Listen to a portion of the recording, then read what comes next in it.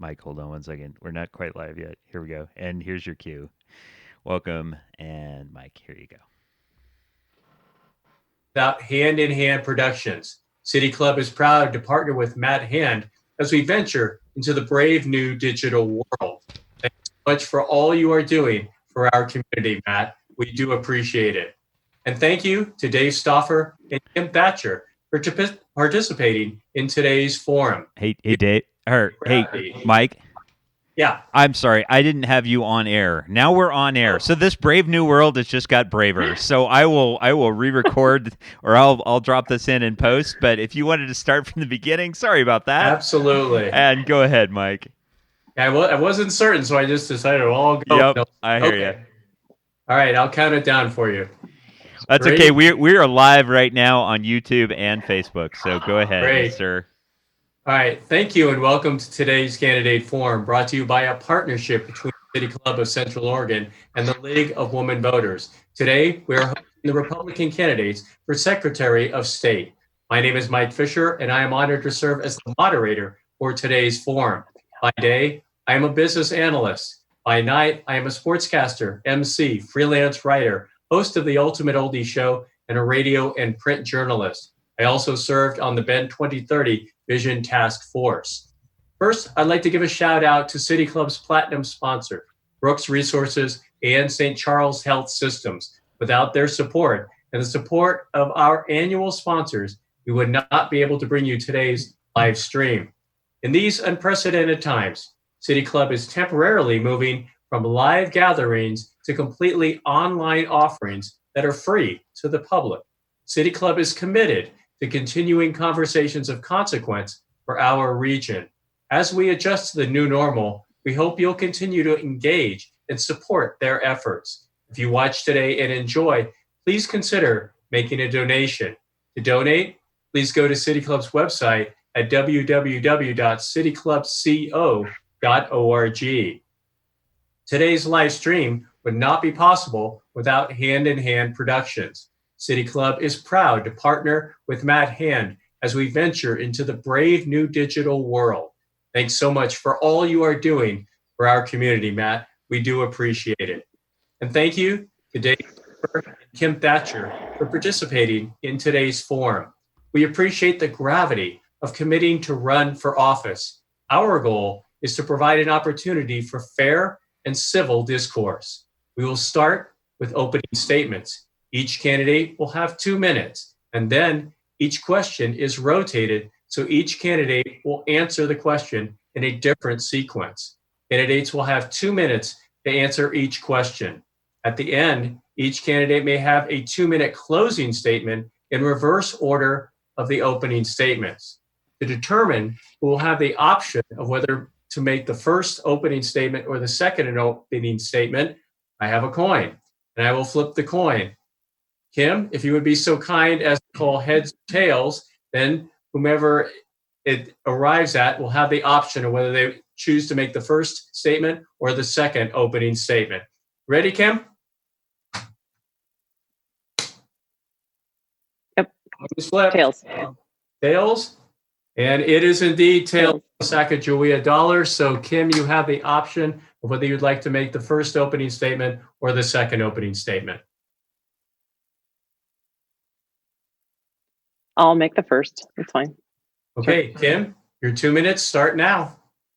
Okay. All right.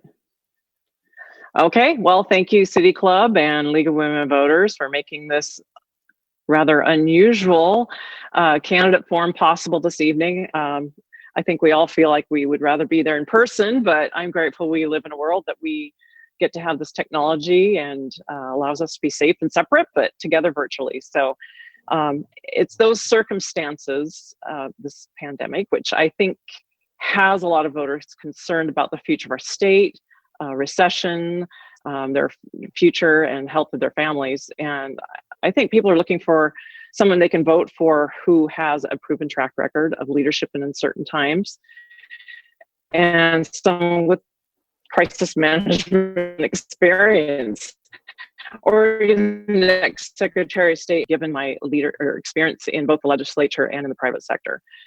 In my legislative service, I've served on many of the committees that intersect with the Secretary of State's office functions, such as the Audits Committee, numerous business committees, as well as election committees, the public records and transparency committees over the many years. As a business owner, I have managed a couple of small businesses for about 25 years now, and some of those have involved several large scale projects and a lot of moving parts and people and crisis to go around. The Secretary of State's office is a very managerial position. I feel like I have what it takes to run this agency.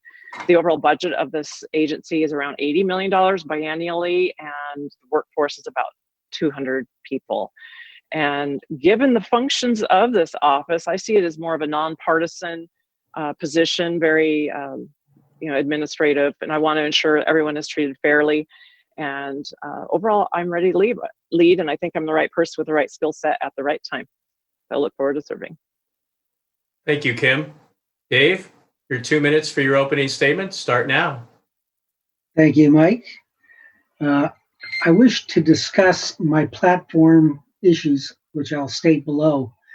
The last two legislative sessions ended without any environmental improvement plans because the legislature and the governor were not aware or could not understand my patented environmental inventions, which are printed in the congressional record and are publicly available, as I will note below. I want to improve the environment as the Democratic majority wishes, but I want to do it without raising taxes by engaging private enterprise with profit motives to implement my inventions as the Republican minority wishes. I am running because I have three new inventions. Two of them are patented with U.S. patents that can solve Oregon's carbon dioxide air pollution problem without raising new taxes. Private investors will provide the funding. You may review my new inventions along with many diagrams by going to the U.S. Patent Office website at uspto.gov and searching for my patents and patent applications. The first one is number 103-16536, which is entitled "A Mass Transit Rush Hour Traffic Bottleneck Uncorker Water Slide," and patent number 10072-637, which is entitled "A Zero Fossil Fuel Using Heating and Cooling Apparatus for Residences and Buildings," and patent application 1373498, which is entitled "A River Bottom Siphon for Hydroelectric Generation and Irrigation." There are also a dozen short videos that explain my environmental solutions at Dave Stauffer for Governor Facebook and Dave Stauffer for Oregon Secretary of State Facebook. I'm running for office because Thank you, Dave. That's 2 minutes. You'll have an opportunity with the questions to be able to address the additional qualifications. We are going from the opening statements to questions, and they will be alternating as far as the first response. Dave, Kim, you each have 2 minutes to respond to the questions. First question is for you, Dave. What are the particular skills, education, and experience that qualify you to be an effective Secretary of State? I've had several jobs in which I had audit responsibilities. I was the securities analyst for the state of Oregon Division of Finance and Corporate Securities. In that, I approved all security offerings for the state of Oregon when people wanted to sell bonds or other debt instruments. They write out a 300-page legal prospectus that explains their business. And I was the one at the state of Oregon that reviewed all those prospectus investments. More or less, I audited those. So I have a great deal of experience in auditing financial statements. I was also a school district business manager in Barrow, Alaska, and I put together a financial and accounting system for the city of Barrow. And my last experience is that I was a teacher of accounting at Concordia University and several other colleges. So I feel I have a great understanding of the particular audit function that the Secretary of State goes through. Great. Thank you, Dave. Kim, you will have 2 minutes. Same question. What are the particular skills, education, and experience that qualify you to be an effective Secretary of State? Well, like I mentioned in my opening statement, I have had a lot of experience in the legislature as well as in the private sector. And my years in the legislature have involved, I've been on the audits committee every time it's been in place ever since I've been there in 2005. And it has finally grown to a point where, and what I mean by that the audits committee, the Joint Legislative Audits Committee, is going to be working very closely now, finally, with the audits division in connecting the dots between all the work that the legislature has done, or excuse me, that the auditors have done, and making sure that there's accountability and answering to information that's in those audits. So that just in the past couple of years, that's been something I've been really working towards, because we're one of the few states without a legislative audits committee. I've also served on the public records committee since it started, and I was there when the previous public records advocate was there and left, and we're also looking to bring in more independence there. And I was one of the legislators who worked across the aisle to get this bill requested and on the docket for last session. Unfortunately, it couldn't get there. I've served on the Help America Vote Act committee and several elections committees. Transparency Commission is something I spearheaded back in 2009, working across the aisle, creating Oregon's first transparency website, puts basically the state's checkbook online, as well as public meetings, public contracts. It's all can be found there. I've had to do work with the corporations division, which is something that I'm very glad that the Secretary of State has in place, the small business advocate, which is there not to punish businesses, but to be a resource for those looking for assistance to navigate bureaucracy or just have questions about Oregon business law. So I have intersected with all those main divisions within the Secretary of Thank you, Kim. State's office. Moving on to the next question, and Kim, you will respond to this question first.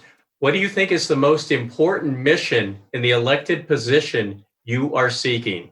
Kim?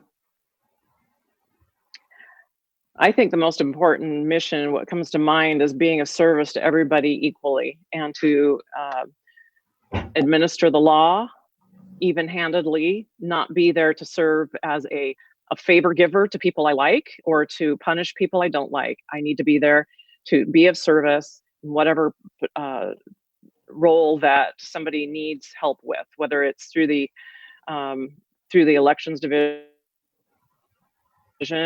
getting registered to vote, whatever the problem might be, and also serving as the leader of the elections division, so that we make sure we have the highest integrity of elections, leading the audits division, so that we make sure that we have the best use of taxpayer money and people are getting the best bang for their buck.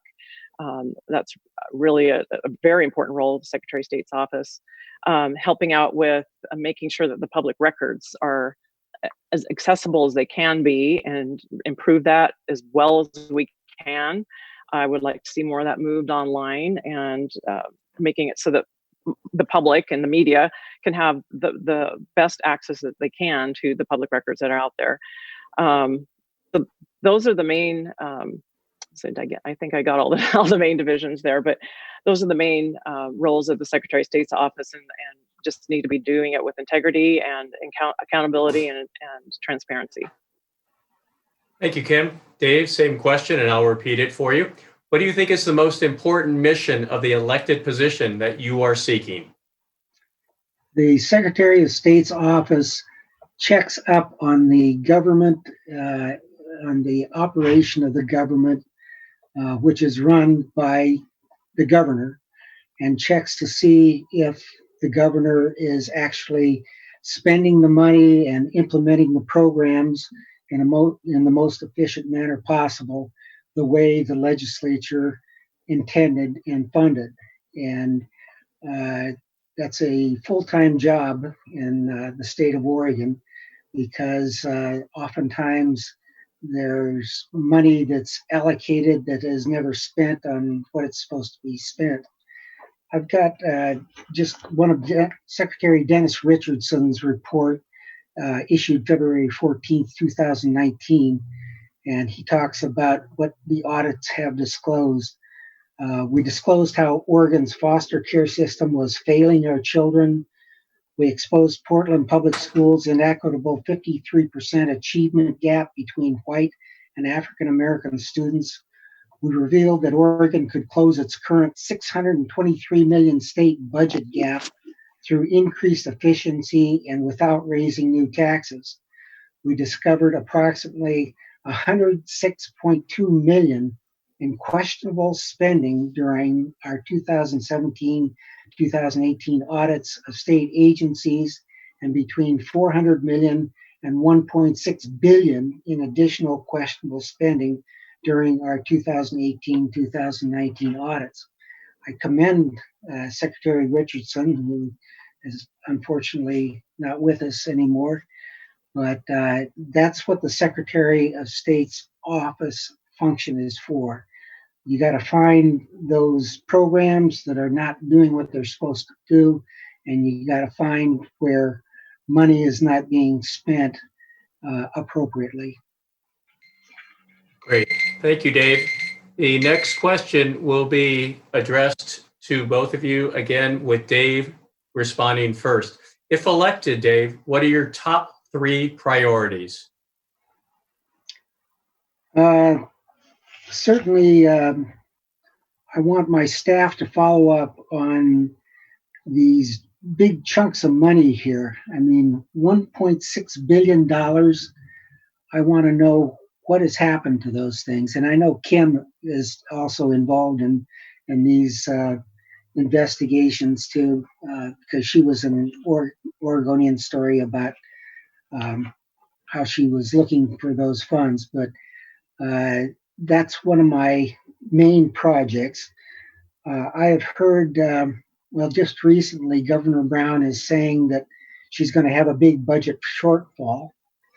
That's different than about 2 or 3 months ago when she said she had $1 billion in reserve. And I don't know where she's getting $1 billion in reserve. That should be traced down. And there's also been some big programs. There's the $1 billion schools tax program that apparently is going to start up if they don't defer the payments. But then how is that money going to be spent? I don't think anybody has figured out yet. And there's also the Medicaid program where Governor Brown said that she was going to give health insurance to, like $600 million worth of health insurance, Medicaid insurance, to poor people, particularly young people. And I don't think that has been audited yet. So that would be one of my main objectives, is to see how those programs are going. If they're being run well, that's great. If not, then we need to disclose that and get the governor working on it. Very good. Thank you, Dave. I do appreciate it. Kim, same question. If elected, what would be your top 3 priorities?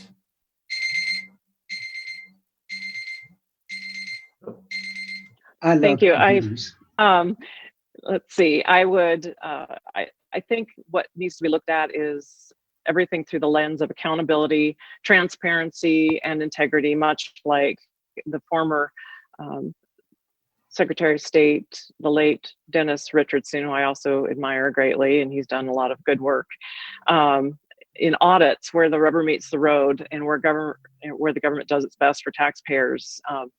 Need to make sure we're creating a good communication between the legislature and the audit's office. That was what was set up in 2017. I want to make sure that that is in place so that the legislature has the right information to make good choices with the budget as well as policy decisions. And in relation to transparency, working with the public records advocate to ensure we have a good system in place, and making sure that we bring independence to that office as the public record advocate, and make sure that there's that integrity there to make sure that people have assurance and I guess confidence in that office. Elections, making sure that we have any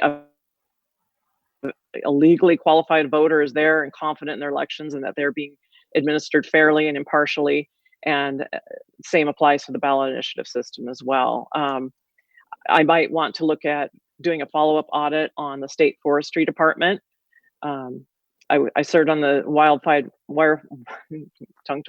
the Senate Wildfire Reduction and Recovery Committee, and the Department of Forestry has a few management and financial difficulties, to say the least. And there are a number of things I think that could really improve there. And I would also like to take a fresh look at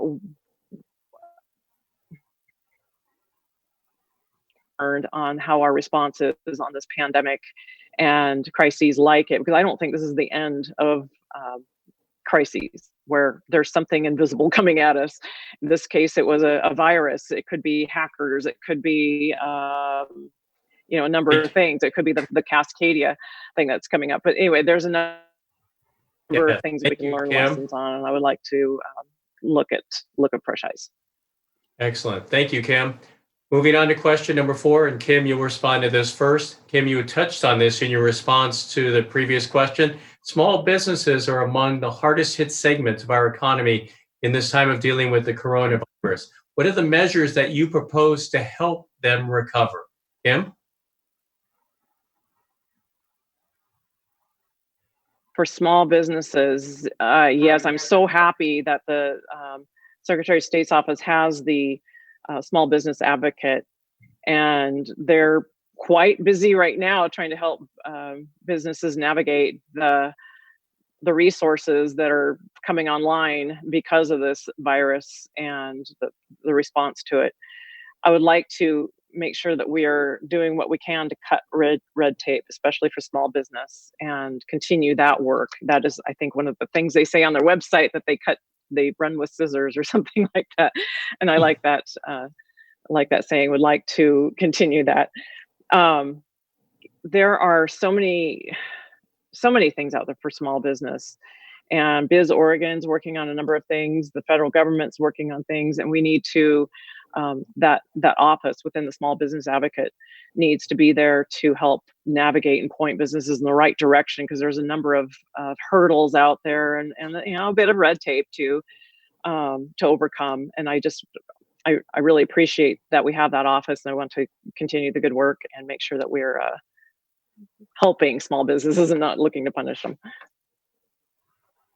Very good. Dave, same question, and I'll repeat it. Small businesses are among the hardest hit segments in our economy in this time of the coronavirus. What are the measures that you propose to help small businesses recover?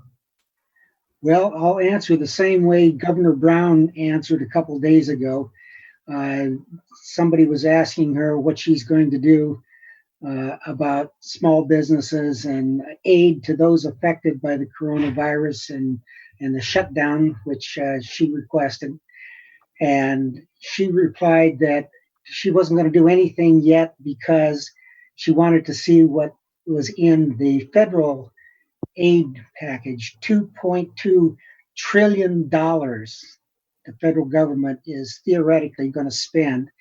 And there's a big chunk in there for small business owners to continue to pay their employees that they otherwise would lay off. And what they do is I guess, it's not clear yet, but they take out a loan from the federal government, probably through a local bank. And then if they spend that money that they've borrowed on paying for their employees' wages, then they don't have to pay it back. So that's going to be a huge help when and if our businesses, our small businesses, can ever get through the federal red tape. And then, of course, once Governor Brown analyzes the federal funding of the $2.2 trillion, then she might come up with her own improvements. And I'll look forward to those, and small business owners can look forward to it. They're also going to shore up the unemployment insurance funds. That is, the federal government's going to do that. And that means they might extend the time period that employees of small businesses can receive unemployment benefits. So there's a lot of help out there, but it's not clear yet. Federal red tape. Great. Thank you, Dave. Changing gears as far as questions go, many Oregonians feel left out, and this one will be for you, Dave, to respond first. Many Oregonians feel left out of the voting with our primary so late in the season. Now, what is your opinion on the initiative proposing to move Oregon's primary election to the second Tuesday in March? Dave? I've got a simple opinion. Yeah, let's do it. Because we're usually an afterthought, and usually the decision is made for us. Like right now, it looks like Joseph Biden is going to be the nominee, and we haven't even voted on it yet. So I would be in favor of moving our primaries up. Very good. Thank you, Dave. Kim, same question for you, and I'll repeat it. Many Oregonians feel left out of the voting with our current primaries so late in the season. But what is your opinion of the initiative proposing to move Oregon's primary to the second Tuesday in March? I think it'd be great to have a relevant primary, to participate in one without having to move to Iowa or New Hampshire. I would love it. I also had heard an interesting concept from a former Secretary of State, Bill Bradbury, talking about rotating primaries, like regionally. And I thought that was a very interesting proposal, but that would require some cooperation from other states as well. And so that would be a way of being able to participate in an early primary, but also allowing other states the opportunity to do so. I thought that was kind of an interesting proposal. So, but yeah, I would really love to see us move to a time of the year where we don't have to be just basically, I mean, all the choices on the ballot half of them are off the list, or more than that, as it stands with the Democrat primary. So it's just makes us feel kind of irrelevant in that way. So I would like moving it up if at all possible. Very good. In the same realm, as far as elections go, there is a particular concern in the security of their election systems in this climate of malicious actors, both foreign and domestic, working to interfere in our system. This would be for you, Kim, first. How will you work to guarantee the integrity of Oregon's voting system?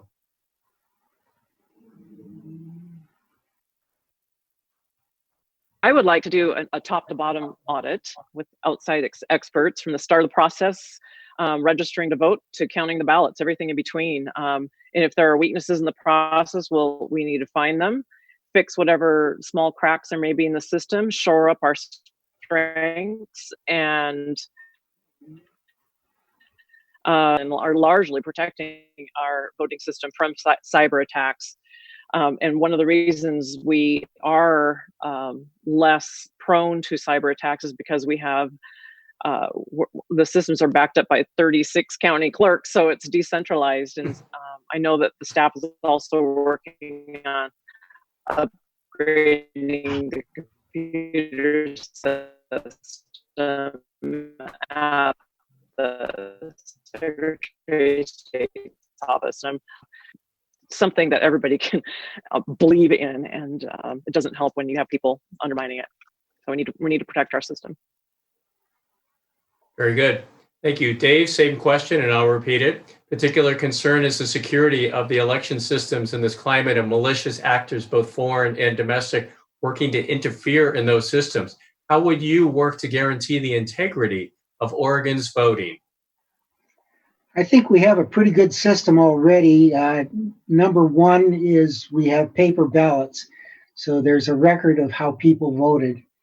And then those paper ballots are put into a counting system, and there are good checks and balances on that because we have the county clerks that go through it, and then they report it.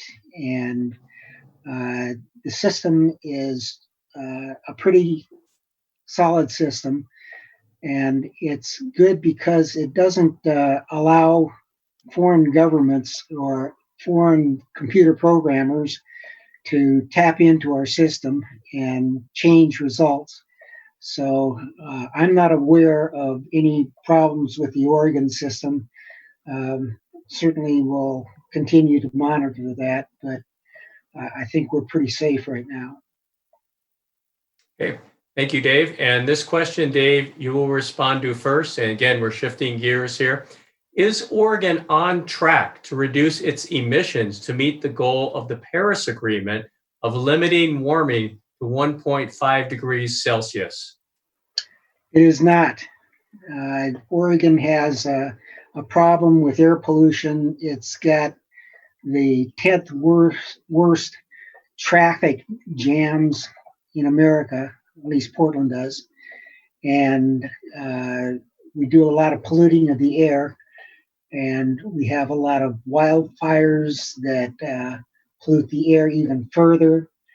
And one of my inventions is a method of heating and cooling houses without using fossil fuels. A lot of people burn natural gas or fuel oil or even coal or wood, and that pollutes the air. My system uses only the sun to heat houses, and it uses the ground below the surface, 4 feet below the surface of the ground everywhere. The ground is 50 to 55 degrees, and my patented system runs tubes of water through that subsurface ground and cools it, and then runs it up to the first and second and third floor of your house, and that will act as air conditioning without burning any fossil fuels. And that's one of my main inventions that will decrease the air pollution from all those heating and air conditioning costs or sources. And my traffic jam uncorker system will also greatly decrease the pollution from the cars stuck in traffic jams during rush hours. Thank you, Dave. And Portland is not the only place in Oregon where there's rush hour. Before the pandemic, I live here in Bend, and traffic was getting not quite Portland-esque, but close. So Abandoned? Okay. we have our moments here. Tim, same question for you. Is Oregon on track to reduce its emissions to meet the goal of the Paris Agreement of limiting warming to 1.5 degrees Celsius? Well, first, it seems more of a federal related issue. And second, not much to do with the Secretary of State's office in Oregon. But having said that, I do think that the Oregon Secretary of State would definitely be the place to make sure that any global or programs to start measuring greenhouse gas emissions or whatnot would be overseen well by the Oregon Secretary of State's office, so that we make sure we are doing it right and making sure that we are managing taxpayer money well. And we need to see how the state's managing those programs and add it to the audits of the governor's new programs for climate change. So Having said that about whatever is happening with Paris doesn't seem totally pertinent to what the Secretary of State's office would do. I do think that the audits would be where the rubber meets the road to make sure that we are doing the best with the policies that we have. Very good. The next question is lengthy, so I ask your indulgence on that. Kim, you will be the first one to respond. In your role as part of the State Land Board, you will be asked to make decisions related to the Elliott State Forest. Now, the current plan is to have Oregon State University take over management as a research forest. But in order to do so, they will need to harvest enough timber to pay for that research and for recreation opportunities on the forest. What criteria will you use in determining whether or not this decision is the right one for Oregon State Forest? And how will the Common School Fund be reimbursed for this action?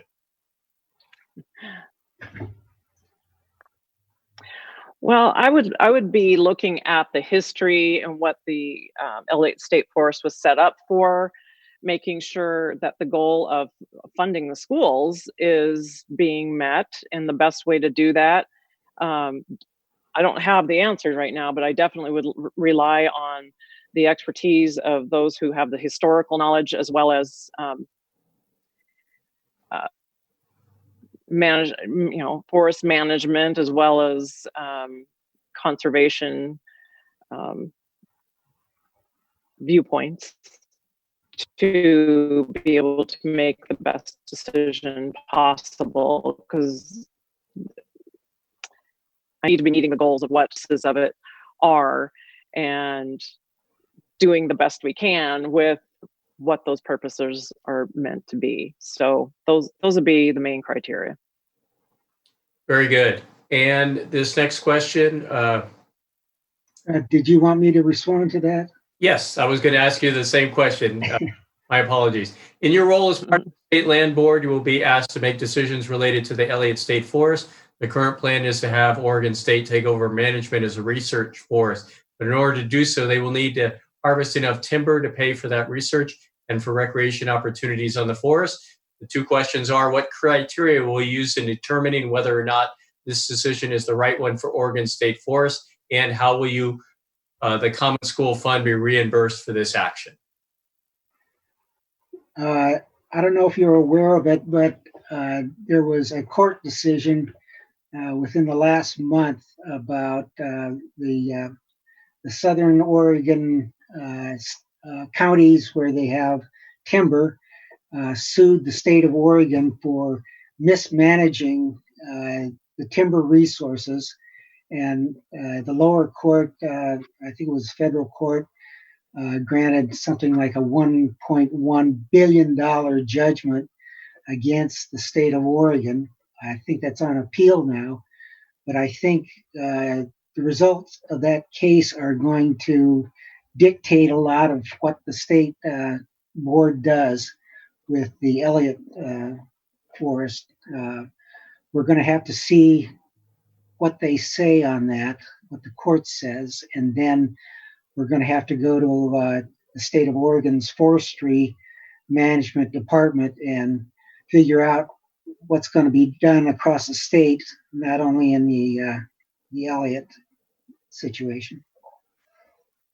Thank you, Dave. And Dave, you will respond to this next question first, and it gets back to the census. Redistricting issues arise every U.S. census in Oregon and across the United States. Do you see any better way to realign voting districts in Oregon after the new population data is released than the practice we currently have? I'm going to defer to the legislature and the electorate on that kind of redistricting, because it's very involved and there's a lot of compromise that's going to happen between parties and between counties, and I'll go along with whatever that body decides. I'll let them make the decision. Okay, Kim, same question, and I'll repeat it. Redistricting arises after every U.S. census in Oregon and across the United States. Do you see any better way to realign voting districts in Oregon after the new population data is released than the practice that is currently now in the state of Oregon? Thank you. Yeah, actually, I would tend to agree with the statement that I read in a paper recently, and I think it was from a League of Women Voters official who said that the legislature basically has a conflict of interest. I would tend to agree with that when it comes to drawing the lines that affect their own districts. I think it would be very difficult not to have a bias there. But having said that, I know there are a couple of ballot measures out there that could change how that's done. And eventually bring it to the Secretary of State's office if there isn't any agreement. But what we need to do is bring in an element of independence. And I think that's what's lacking right now. I think people don't have a lot of respect for the lines that are drawn by the people whose lives are affected directly by it. And so I think if these ballot measures are not able to be implemented for whatever reason, I think there's a short period of time for them to get them qualified for the ballot for this November. But if they don't qualify or are not put in by the voters, I do believe it is beneficial to introduce an element of independence that would bring us to the place where I think these ballot measures are trying to get us, and that's to have more independence and more clarity. It doesn't make sense that Kaiser, which is where I live, is represented also by the same representative me that as Hillsborough, but I don't have any part of Salem, and the school district is Salem and Kaiser. And it doesn't make sense that West Lynn is separated from Wilsonville, but that Wilsonville is in the same district, legislative district as Hillsborough and Kaiser. It doesn't make sense the way it is. I think there needs to be a better consideration of communities of interest as well as population. And I do think there's a better way of doing it. So yes, thank you for that question. Okay, so in that same vein there, do you support an independent citizens commission to reform redistricting of legislature and congressional districts with strict criteria that would favor voters instead of politicians and political parties? Kim? Yes. In fact, those are the voter. I think there are different ballot measures being put out there to see which ballot title works out the best for them. But yes, I support an independent commission where you've got a very random qualification of people to choose from, and then they can specialize, choose people in with special talents and skills to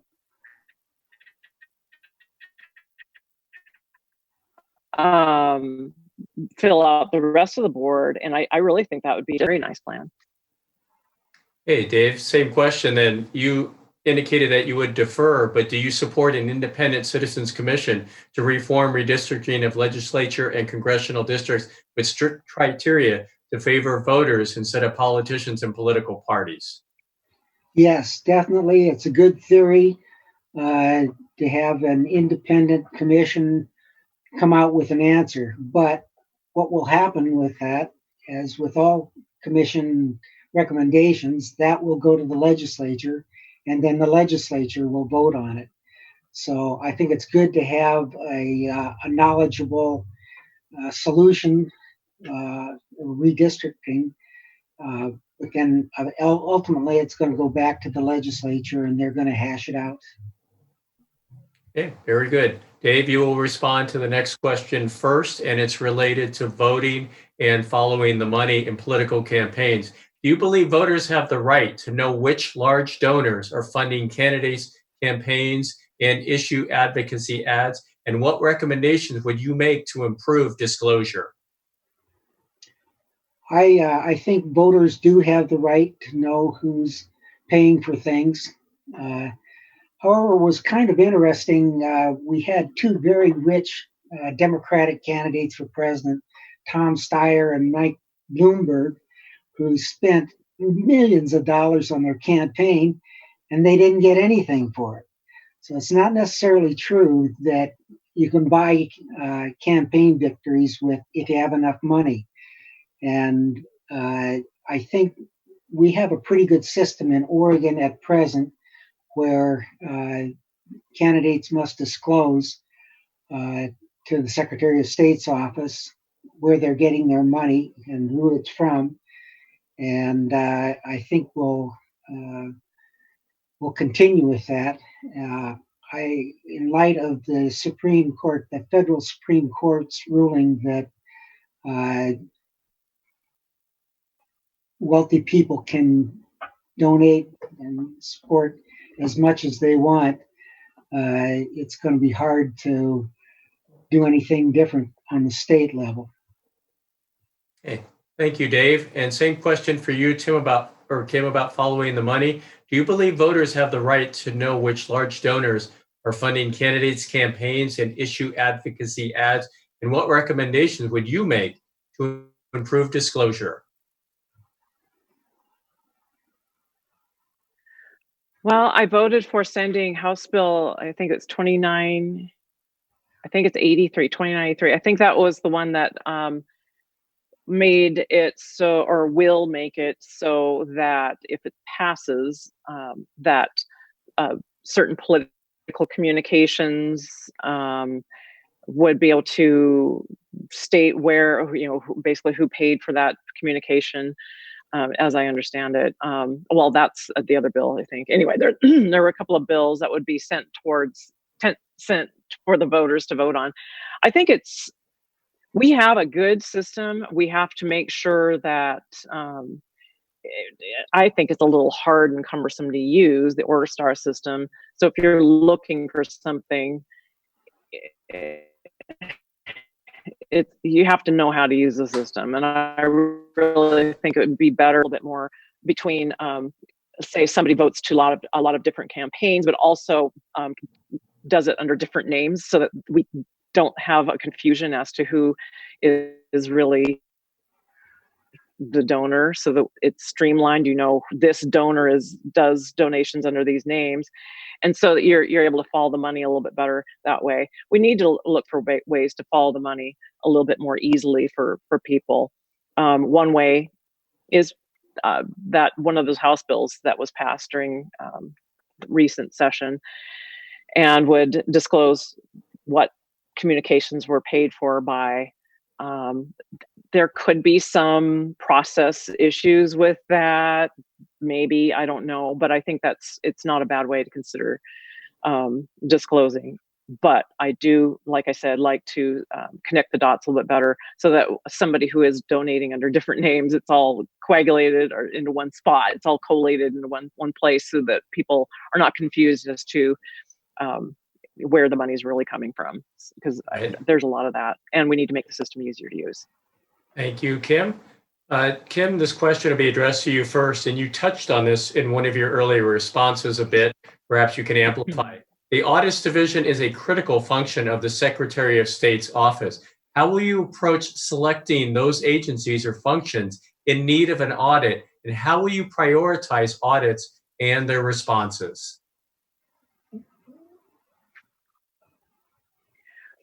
That's a great question, because as a member of the Joint Legislative Audits Committee, that is, there's supposed to be communication between that committee and the Secretary of State's Audits Division. And they are ranked by impact to the greatest number of people and the risk, the highest risk that could be involved. And criteria like that. I really would rely on the expertise of the very professional, wonderful, very talented auditors that are there currently. But yes, bringing in the, I guess, wish list of the Joint Legislative Audits Committee, which also is tied very closely with the Joint Ways and Means committees. So there's that connecting of issues and the information that's needed. So making sure that they're getting their questions answered at the legislative level, but also looking at those areas of greatest risk, maybe some of those things that haven't been looked at for a long time. Look at those agencies that may not have followed up with former audits all that great. See what's going on, just big that are starting up, such as the Student Success Act. It makes sure that the money is going where it was supposed to go and that it's being done in the best manner. There are all kinds of different criteria that can be used, but big programs that are starting up, as well as having to do work through the Joint Legislative Audits Committee and their requests, and then those things that are seen as biggest risk, or things that have been seen by auditors that they couldn't get to, they really think would be highly recommended for a future audit. Great. Thank you, Kim. And same question for you, Dave. The Audits Division is a critical function of the Office of the Secretary of State. How will you approach selecting those agencies or functions in need of an audit, and how will you prioritize audits and their responses? Well, one good thing to do for the Secretary of State's office is to look at the budgeting and look at the reports of the government expenditures. Now, Governor Brown said a little bit ago that she has $1 billion in reserve. Well, where did that $1 billion come from? Was it programs that she had not spent the money on? Or is she just not operating some programs? There will be audits, and those will highlight areas that need to be investigated. The other thing to do is we have an excellent bunch of newspapers in Oregon. That report of Dennis Richardson that I previously read got highlighted when the Oregonian came out with the fact that $74 million had not been accounted for in the Medicaid program. $74 million is a fair chunk of change. And I'm sure that that's when the Secretary of State's office followed up on that. And I think that in the future, we will continue to have the newspapers that will keep a close watch on the governor and how she's running things. Thank you, Dave. Three questions remaining. Dave, we'll start with you, response on this question here. In your role as State Land Board, you will set the allocation from the Common School Fund to the Oregon's K through 12 schools while protecting the corpus for the long term. How aggressive will you be in making that allocation, as we will see pressure to find revenue for our schools in Oregon? Well, I think we just passed a huge school funding bill, 1.2 billion, I think it was. I don't know if they're collecting that tax yet, because some people are claiming that they can't pay it yet because of the coronavirus shutdown. But there's a huge funding source there that passed, and we'll have to see if that doesn't solve the problem. And if that is indeed funding, there should be enough money for schools. And it's a good time to adjust the calculation for the state lands to where it doesn't need to be 100% towards the education fund. All right, thank you, Dave. And Kim, I'll repeat the question. In your role as State Land Board, you will set the allocation from the Common School Fund to Oregon's K through 12 schools while protecting the corpus for the long term. How aggressive will you be in making that allocation, as you'll see continuing pressure to find revenue for our schools?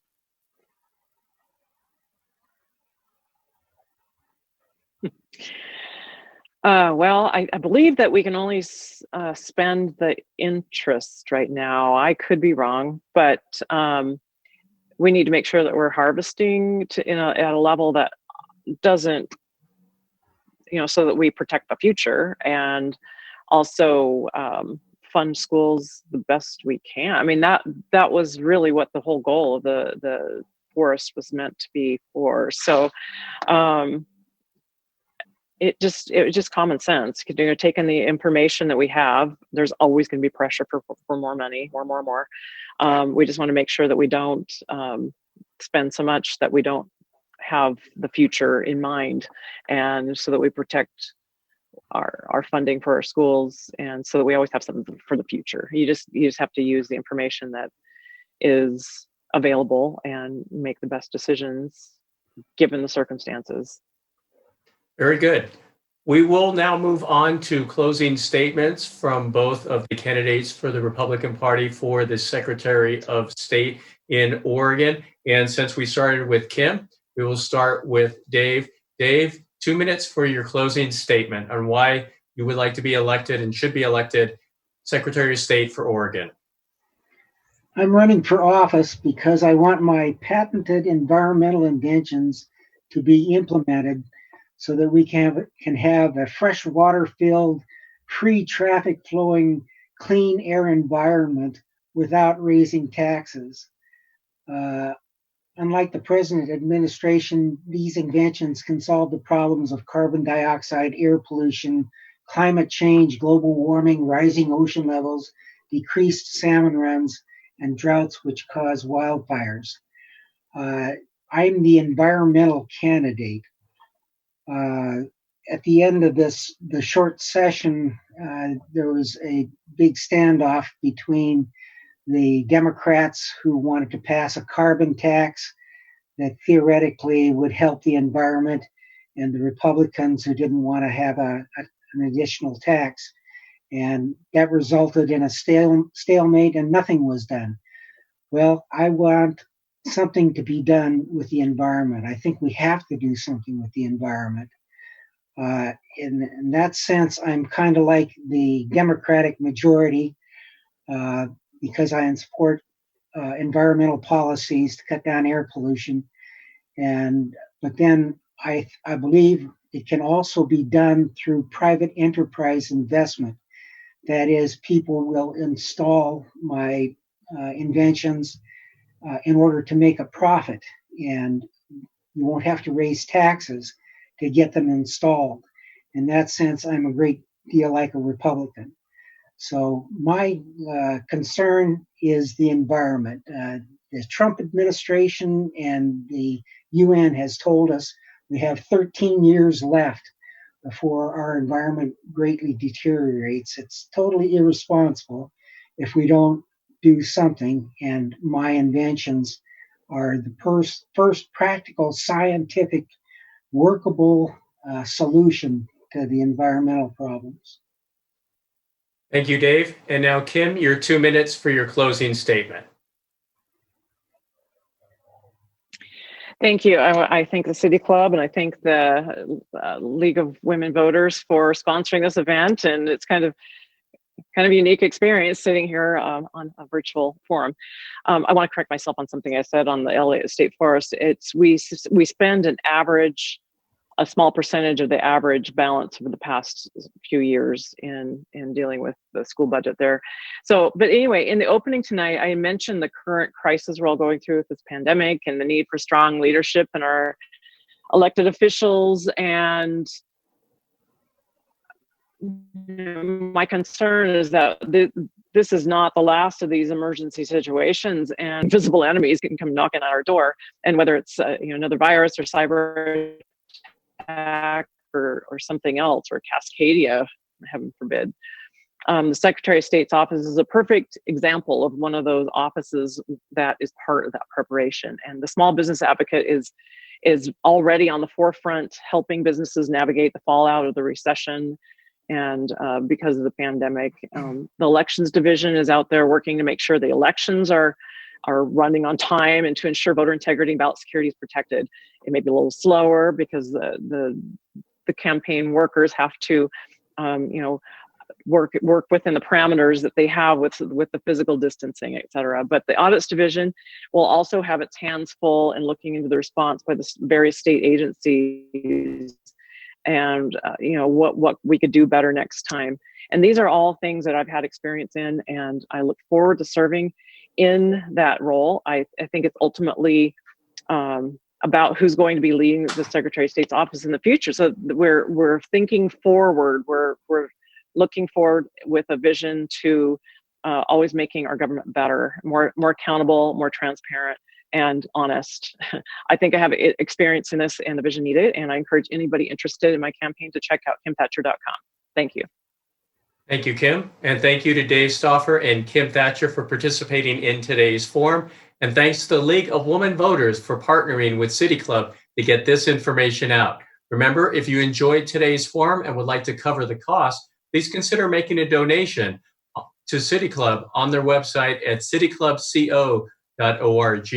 And you can make a donation to the League of Women Voters on their website at lwvdeschutes.org. Stay engaged and watch our upcoming candidate forums. Our next one will take place this coming Wednesday, April 13th at 5:30 p.m., featuring the Democratic candidates for the office of Secretary of State.